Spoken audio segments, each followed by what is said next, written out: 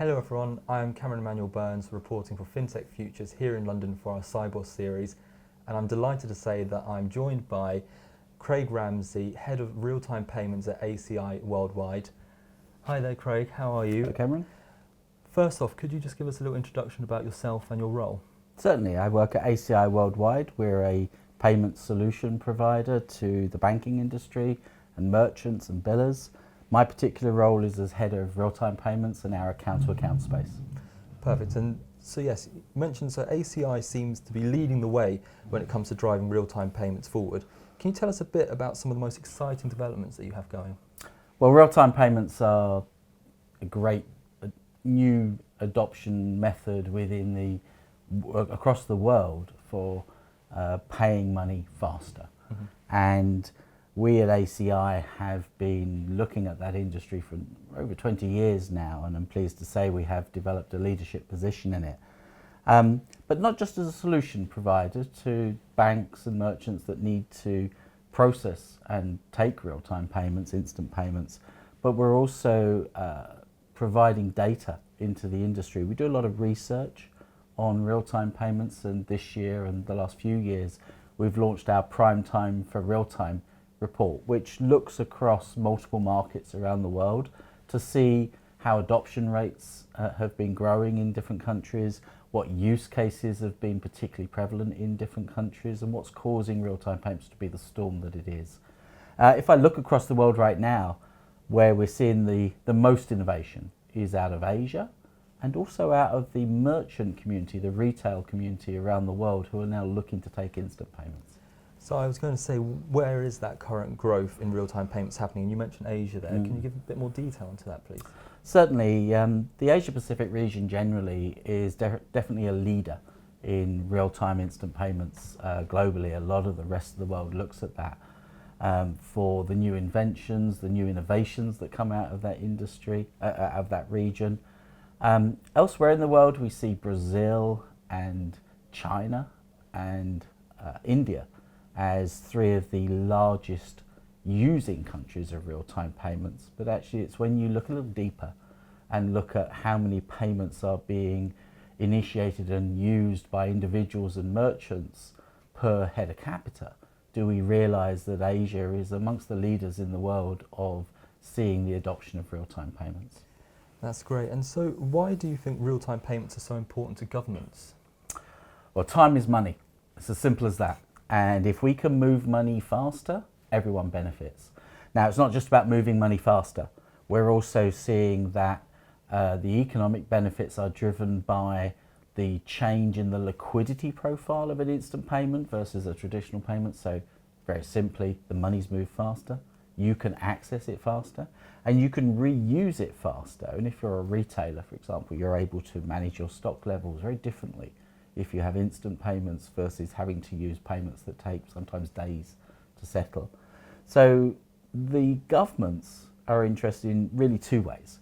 Firstly, there's the economic growth, and there is data again that we have published about economic benefits of real-time payments. It has a direct correlation to GDP growth, and therefore that's good.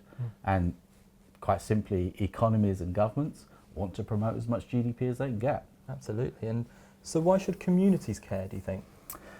Well, there's also evidence, again, we've published data on this, we've done our research, that shows that there is financial inclusion as a result of instant payments.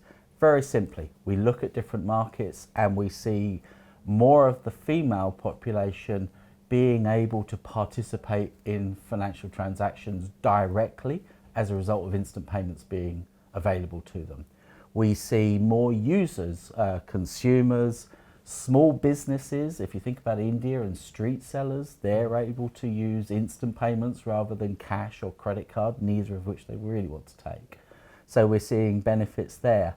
And quite simply, it just enables more people to use that type of transaction.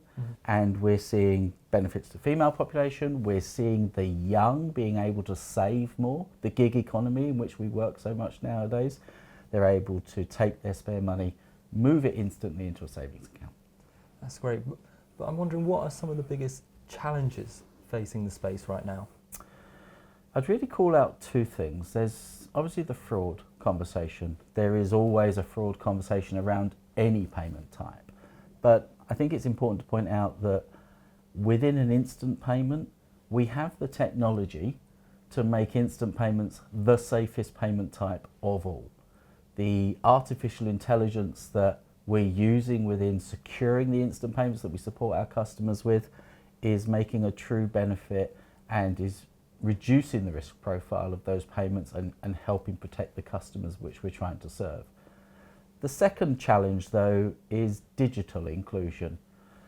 Ironically, as we build up more security layers on instant payments, we're finding that we're excluding some segments of the communities who aren't as digitally literate, maybe don't have access to mobile phones quite as easily, maybe don't have access to an unlimited data plan, even, that when they're using their mobile banking app, all of the adverts that come around it are taking up the valuable data plan space that they have access to. So we are finding that digital inclusion is a very important topic nowadays, and I'm pleased to lead a sub-working group actually on that point, looking at how we can help the digitally excluded right now. That's great. Thank you so much, and thank you so much for your answers today. But just wrapping up, I'm wondering, what are your predictions for the space going forward? I mentioned merchants at the beginning of this conversation. We're absolutely going to see more merchants and retailers wanting to take instant payment at the point of sale. That will start with e-commerce, but it will move to bricks and mortar. We're already seeing initiatives in the US where mom and pop stores are beginning to take instant payments as a cheaper way of processing a payment versus a credit card, for example. So we're going to see a big rise in that. Linked to that will be the growth of request to pay. Linked also will be the growth of pay by bank. Those will be two initiatives linked to instant. We're going to see more fintechs engaged in the instant payment space. Open and instant is how we refer to it. Open banking and instant payments are very much happy bedfellows. But we're also not going to see the eradication of cash. That's not going to happen. We're seeing credit cards and debit cards continuing to grow at very healthy rates. They're not going anywhere soon. But we will certainly see modern new payments processing through instant payments, because that's how people want to pay. Who doesn't want to be paid faster, cheaper, and have access to your money quicker? Absolutely. Well, thank you so much, Craig, for your time today. It's been really fascinating speaking to you, and I hope you have Thank you. an enjoyable rest of your day and enjoy Sibos when you Will go there. do. Thank you very much. Thanks, Gary.